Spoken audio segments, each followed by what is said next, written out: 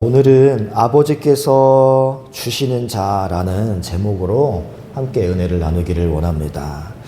우리 지난주에 살폈던 33절에서는 예수님이 세상에게 생명을 주시는 것에 대해서 말씀을 하셨습니다.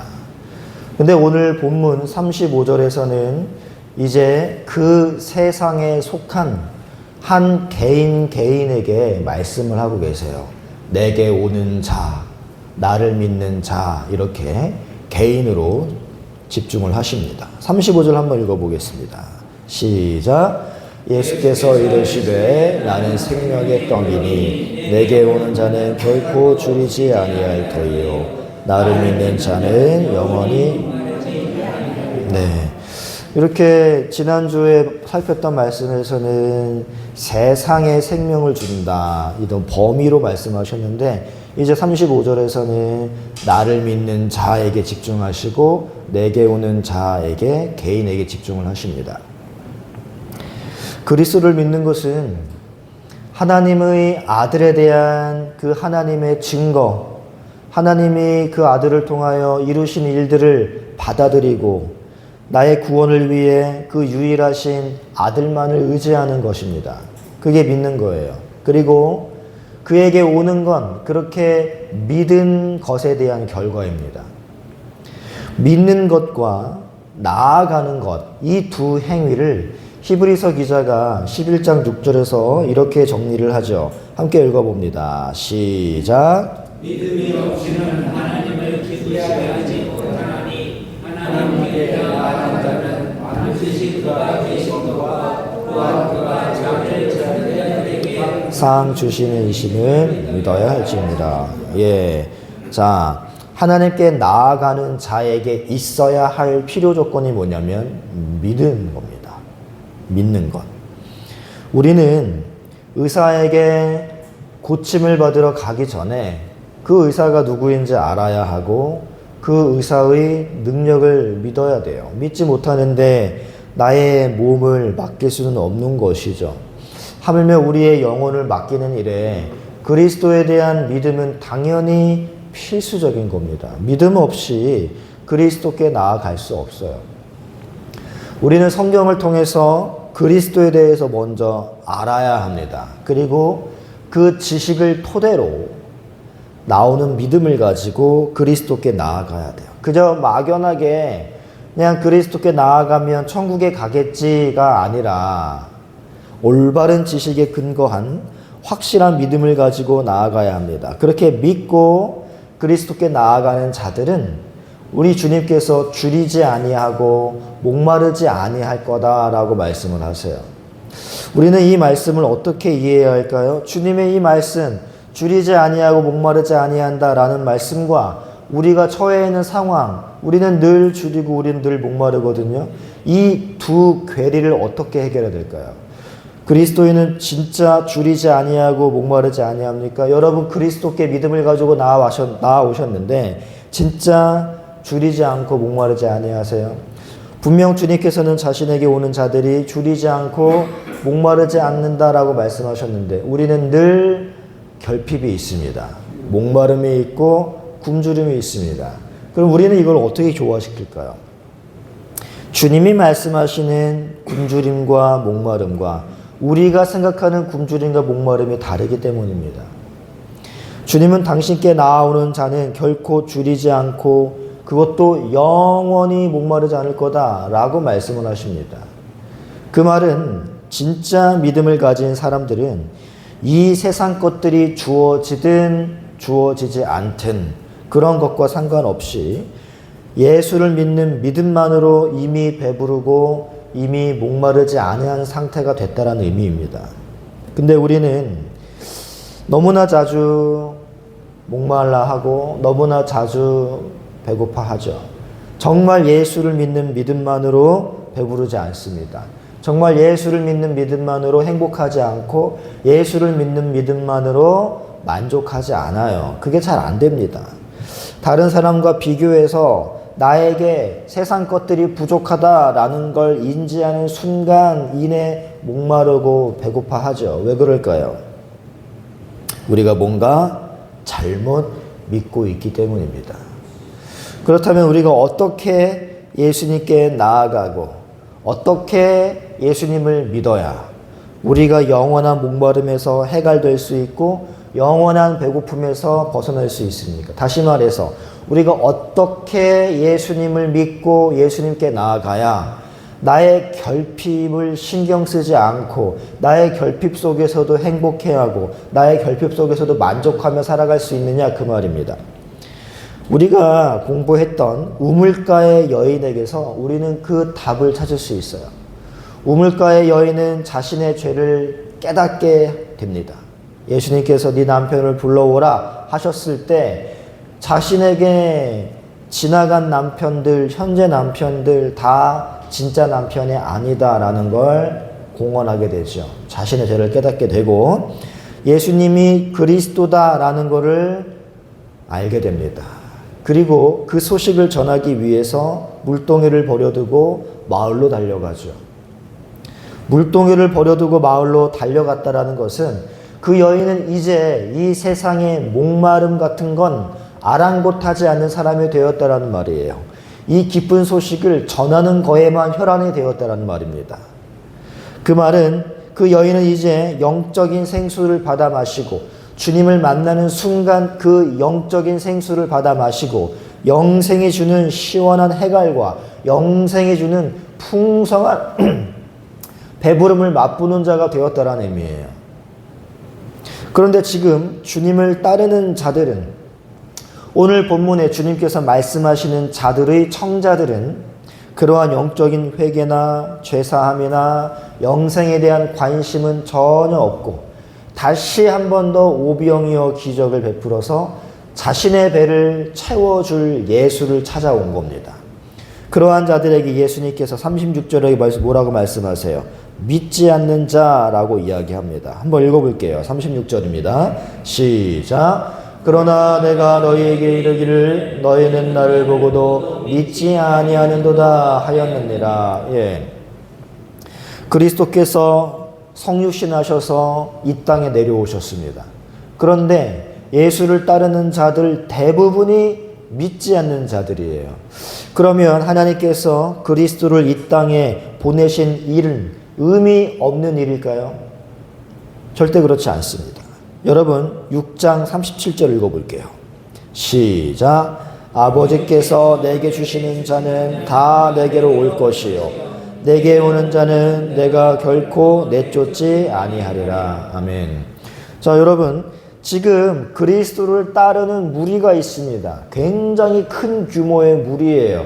근데 예수님이 보실 때 그 모든 무리는 다 믿지 않는 자였습니다. 왜냐하면 영혼의 관심이 아니라 자신의 육신의 배를 채우기 위해 예수를 따르기 때문이지요. 그들은 믿는 자가 아니었습니다. 그렇다면 예수님께서 이 땅에 오셔서 사역하신 건 다 물거품인가? 아니에요. 예수님은 그러한 자들을 위해 오신 게 아니기 때문입니다. 예수님께서는 37절에서 아버지에 의해서 자신에게 주어진 한정된 무리에 대해 말씀하십니다. 예수님은 그 한정된 무리를 위해 이 땅에 오신 거예요. 그 아버지께서 주신 한정된 무리는 참 믿음을 가지고 예수께 나아온다라고 말씀하십니다. 요한복음 17장에서는요, 그들에 대해서 여러 번 언급을 하는데 총 6번 언급하는데 기니까 세 군데만 우리가 찾아보겠습니다. 요한복음 17장 2절과 6절과 9절 말씀이에요. 한 절씩 교독하겠습니다. 아버지께서 아들에게 주신 모든 사람에게 영생을 주게 하시려고 만민을 다스리는 권세를 아들에게 주셨음이로소이다. 6절입니다.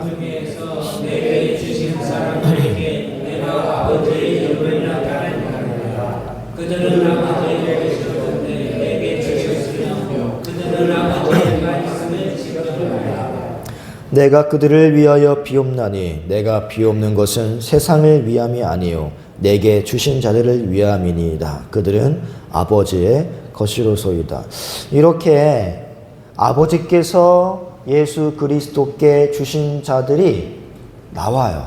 예수님은 바로 그 자들을 위해 성육신하셨고 그 자들을 위해 십자가를 지시고 부활하신 겁니다. 그러니까 예수님 주변에는 표면적으로 믿겠다라고 공언하는 자들은 굉장히 많아요. 하지만 아버지께서 그리스도께 주신 자들은 소수입니다. 여러분, 이렇게 아버지께서 그리스도에게 주신 자들이 누구인가? 바울이 에베소서에서 이렇게 설명을 하거든요. 에베소서 1장 4절 함께 읽어봅니다. 시작. 곧 창세전에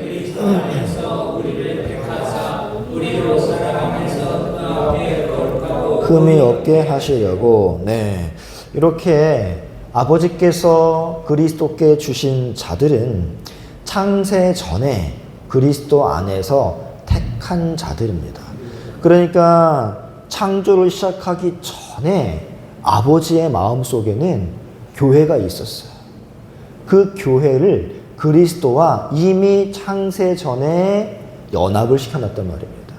그 연합이 이 세상에서 시간과 공간 속에서 차츰 전도를 통해, 믿음을 통해, 신앙생활을 통해 이미 완성된 그 연합이 전개되어져 가는 거예요. 그러니까 늘 말씀드렸죠. 영원 안에 우리가 살아가는 시간이 점으로 찍혀 있다고. 이미 하늘에서는 완성된 그리스도와 우리의 연합이 이 시간과 공간 속에서 투영되는 겁니다. 그 나중에 이제 하나님께서 세상을 심판하시고 이 시 공간이 없어지는 순간 우리는 다시 영원으로 빨려 들어가는 거죠. 그래서 우리는 우리가 살아가는 이 세상과 하늘의 시간을 분리해서 생각하시면 안 돼요. 하나입니다. 하늘에서 이루어진 것이 땅에서도 이루어지는 거예요. 그렇게 그리스도에게 주어진 자들은 창세전에 이 놀라운 영광을 위하여 택하심을 받은 자들이거든요. 그런데 데살로니가 후서에서는 이렇게 말씀합니다. 2장 13절을 읽어보겠습니다. 시작. 주께서 사랑하시는 형제들아, 우리가 항상 너희에 관하여 마땅히 하나님께 감사할 것은 하나님이 처음부터 너희를 택하사 성령의 거룩하게 하심과 진리를 믿음으로 구원을 받게 하심이니. 아멘. 자, 이렇게 주님께서 처음부터 너희를 택했다라는 거죠. 이 처음부터가 바로 창세전입니다. 오늘 본문 36절에서 우리는 주님께서 찾아온 자들에게 너희는 나를 보고도 믿지 아니하는도다 라고 말씀을 하셨습니다. 그런데 우리 주님은 그렇게 수많은 무리가 믿음이 없음을 놓고 낙담하지 아니하십니다. 왜냐하면 우리 예수님은 아버지 하나님의 계획을 완벽하게 신뢰하고 있었기 때문입니다. 우리 예수님은 성부, 성자, 성령께서 창세전에 개최하신 그 어전회의에 참석하신 분입니다. 창조가 있기 전에 삼위 하나님은 회의를 하셨단 말이에요. 그 회의 참석자 중 한 분이 예수 그리스도이십니다. 그분이 이 땅에 내려오신 거예요. 그러니까 그 하늘의 신비한 어전회의에 참석하신 그 분은 성부의 계획을 그 회의를 통해서 이미 들으셨고 마음에 품고 계셨단 말이죠. 그 아버지의 계획을 알고 100% 믿고 신뢰하기 때문에 자기를 따르는 무리 대다수가 믿음이 없을지라도 예수님은 실망하거나 낙담하지 않는 거예요. 그 하나님의 계획을 완벽하게 신뢰하고 있었기 때문입니다. 그 계획이 무엇이냐면 아버지께서 내게 주시는 자는 다 내게로 올 것이다 라는 그 완벽한 구원 계획을 우리 예수님은 신뢰하고 있었습니다.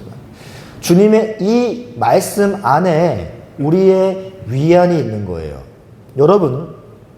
여러분이 누군가를 전도할 때 여러분의 외침과 노력은 사람들에 의해 무시당하기 일쑤입니다. 그 누구의 마음도 파고들지 못하고 나의 전도의 외침은, 복음 전파의 외침은 허공에 사라지는 소리가 될 수도 있습니다. 그리고 나의 그 복음 전파를 그들이 믿지 아니하는 것을 볼 때, 여러분의 전도를 받아들이지 아니하는 것을 볼 때 여러분의 수고가 헛된 것이다 라고 낙심할 수도 있어요.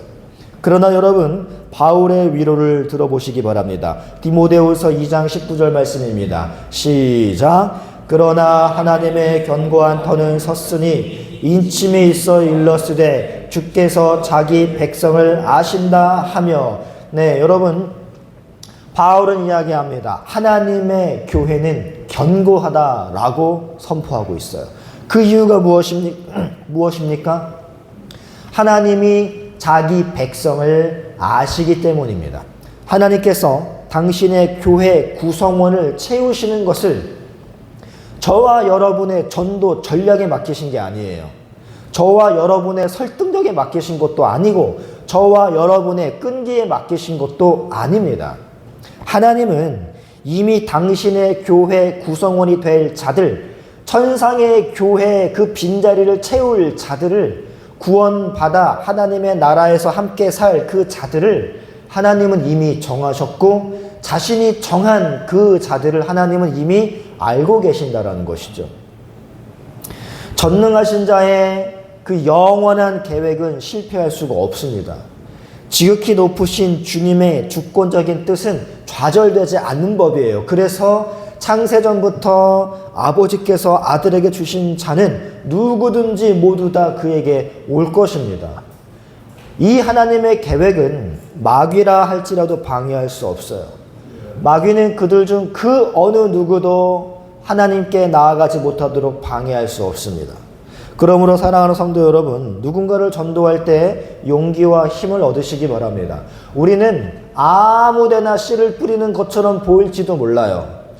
씨앗의 4분의 3이 허비되는 것처럼 보일지도 모릅니다. 아니, 실제로 허비될 수 있어요. 그러나 하나님께서 여러분의 그 씨앗 중 남은 4분의 1이 여러분이 뿌리는 그 씨 중 4분의 1은 하나님이 예비하신 땅 위로 떨어지도록 정성껏 살피실 겁니다. 거기에서 30배, 60배, 100배 내가 허비한 씨앗을 만회하고도 남을 만큼의 풍성한 열매가 나올 거예요. 우리는 그거를 보고 바라보고 믿고 듣든 안 듣든 때를 얻든 얻지 못하든 무조건 전하는 겁니다. 하나님의 영원한 계획이 완전하며 완벽하다라는 것을 깨닫는다면 그것은 우리에게 평온함과 용기와 인내심을 주는 것이죠. 다시 한번 바울의 격려를 들어보시겠습니다. 고린도전서 15장 58절입니다. 시작. 그러므로 내 사랑하는 형제들아, 견실하며 흔들리지 말고 항상 주의 일에 더욱 힘쓰는 자들이 되라. 이는 너희 수고가 주 안에서 헛되지 않을 줄 알미라. 아멘. 우리는 이 말씀 믿고 전하는 거예요.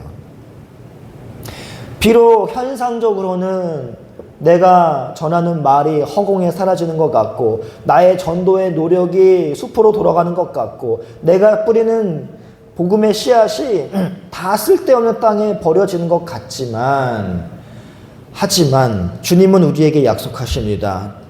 너희 수고가 주 안에서 헛되지 않다라는 것을 말이죠. 우리는 이 말씀 믿고 상황이 되든 안 되든 듣든 안 듣든 복음을 전파하는 거예요. 우리는 누가 주의 백성인지 모르지만 하나님은 아시기에 무조건 전하는 겁니다. 그러다 보면 하나님의 선택하신 영혼에게 복음이 들어가게 되고 그에게 믿음이 생기게 되면 가히 폭발적인 능력을 발하는 거예요. 그가 결국 그리스도께 나아오게 됩니다. 요한복음 6장 37 보겠습니다. 함께 읽습니다. 시작. 아버지께서 내게 주시는 자는 다 내게로 올 것이요 내게 오는 자는 내가 결코 내쫓지 아니하리라. 네, 그렇게 그리스도께 나아온 자들, 그들은 예수님이 절대 내쫓지 아니한대요. 이 말씀은 모든 그리스도인들에게 대한 영원한 보전을 약속하고 있습니다. 예수님께 나아온 자는 누구든지 어떤 상황 하에서도 절대로 내쫓기지 않아요. 베드로는 주님께 나와서 구원을 받았습니다. 그러나 나중에 어떻게 했어요? 주님을 부인했습니다. 하지만 주님이 그 베드로를 내쫓으셨나요? 베드로는 주님을 부인하고 삶의 현장으로 도피했지만 주님은 그 도망간 베드로를 또 찾아가십니다. 베드로만큼 주님을 부인한 극단적인 예가 또 있나요? 없지요. 베드로가 내쫓기지 않았다면 그리스도인은 아무도 내쫓기지 않을 것입니다. 가룟 유다는 어떻게 되나요? 가룟 유다는 주님 말씀하셨어요. 이미 그는 가라지였단 말입니다. 차라리 태어나지 않으면 좋았을 그러한 인생이었다는 것이죠. 그러니까 교회 안에도 아버지께서 그리스도께 주지 아니한 자가 있을 수 있다는 거예요. 이게 언제 판명되느냐? 마지막 날에 판명되는 거예요. 그러니까 우리는 두렵고 떨리는 마음으로 나는 과연 그리스도와 연합한 자가 맞는가? 나는 과연 알곡이 맞는가? 내가 혹시 가라지는 아닐까? 하면서 나의 신앙을 늘 점검해 봐야 되는 겁니다. 주님께서 이 땅에 오신 것은 자신의 뜻을 행하기 위함이 아니라 아버지의 뜻을 행하기 위함이다라고 말씀하세요. 우리가 그리스도께 나아가는 것은 인간의 뜻에서가 아니라 창세전부터 아버지의 사랑, 아버지의 계획 안에서 구세주께 주신 자들을 아버지께서 이끄신 결과예요.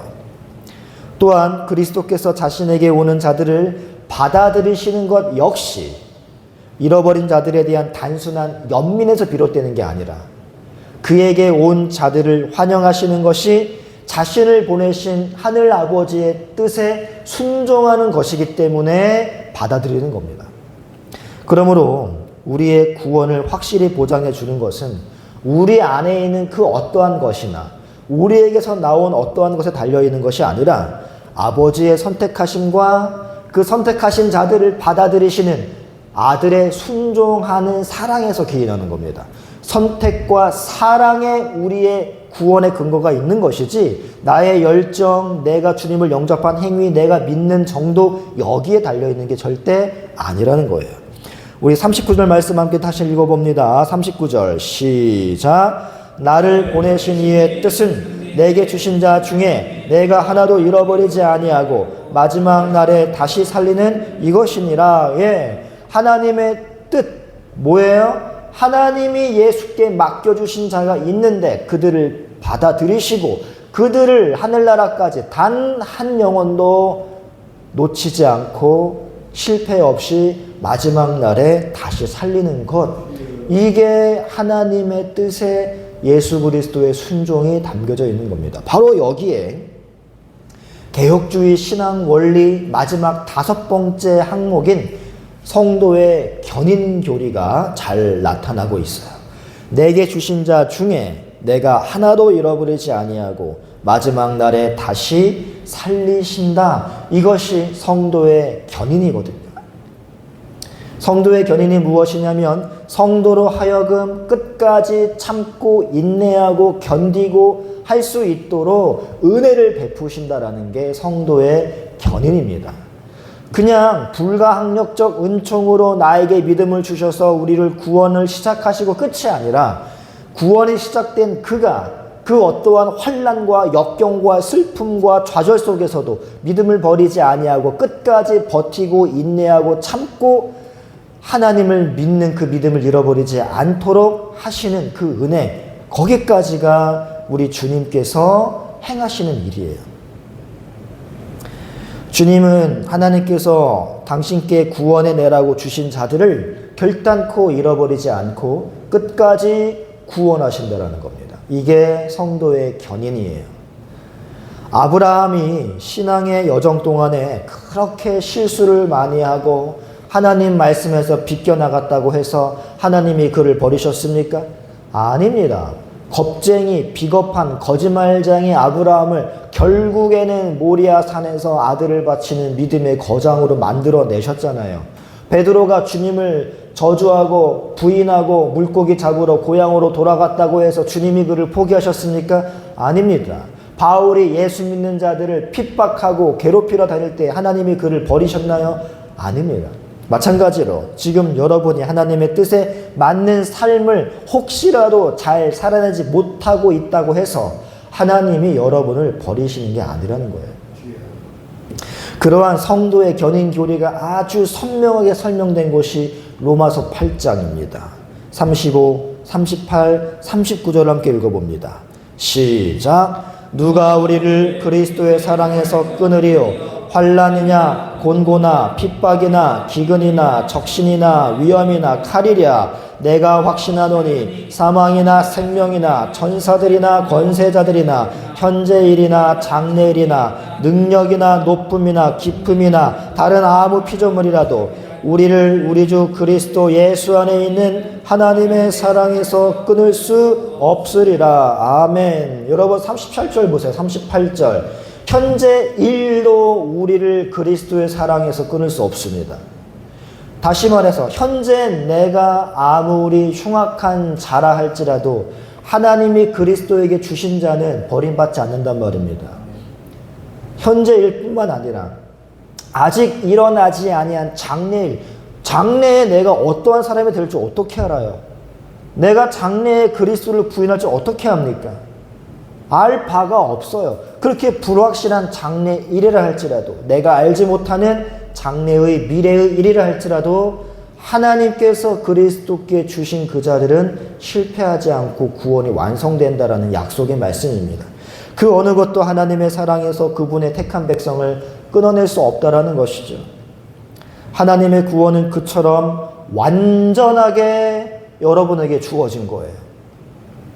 우리의 어떠함에 따라서 그 구원이 완성되냐 실패되냐, 믿음에서 탈락하냐 유지하냐, 천국에 들어가냐 못 들어가냐, 이게 결정되는 게 아니란 말입니다. 이 모든 게 다 하나님의 선택과 그리스도의 사랑과 끝까지 버티고 인내하게 하시는 그 하늘로부터 내려오는 은혜에 달려있는 거지, 나의 어떠함에 내 구원의 완성도가 좌우지우지 되는 것이 절대 아니라는 거예요. 그래서 우리는 그 하나님의 은혜에 감사하는 것이며, 그래서 우리는 하나님을 찬양하는 것이며, 그래서 우리가 하나님이 기뻐하시는 삶을 살기 위해 노력하는 겁니다. 삶 속에 감사와 찬양과 순종이 없다면 여전히 예수를 나의 육신의 배나 채워줄 분으로 인식하고 있는 것에 불과한 것이지, 그분의 한량없는 은혜를 깨닫지 못한 거예요. 아직 삶 속에 찬양, 감사, 순종이 있는지 한번 점검해 보셔야 합니다. 여러분, 한 주간 성경 말씀을 통해서 우리의 구원을 완벽하게 이루실 그 하나님을 알아가시기를 축복합니다. 그 하나님을 알아가시는 만큼 그분에 대한 감사와 찬양과 순종과 분투가 우리의 삶 속에 충만하기를 축복합니다. 하나님의 그 사랑, 예수 그리스도의 그 순종, 성령께서 우리를 끝까지 지키시려 하는 그 분투와 은혜, 이것을 깨달은 자라면 우리의 삶 속에 말씀 묵상을 통한 하나님에 대한 지식을 쌓아가는 것, 거기서 나오는 감사, 찬양, 순종이 반드시 나와야 돼요. 이 모습이 우리의 삶의 모습이 되기를 말씀으로 축복합니다.